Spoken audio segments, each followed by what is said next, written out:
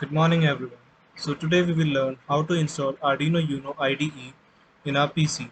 So for this we have to come to this website arduino.cc.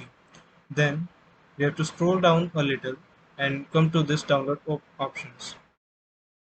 Then if you don't want to download it from here and you have a Windows PC, so you can directly go to the Microsoft Store and download it from there. After downloading and installing, you have to come to this Arduino Uno.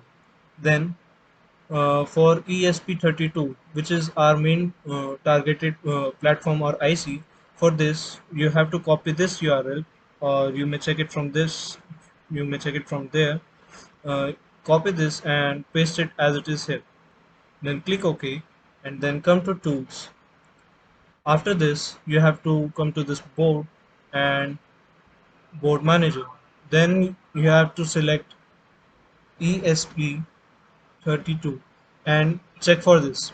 You just have to download, or you will get an install option here. Likewise, I have already installed here. It will download around 4 files in total and will be available for use.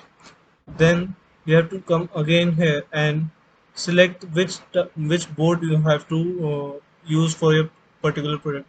Like for my own project, I am using this DOIT ESP32 DevKit V1. Then we will run our program.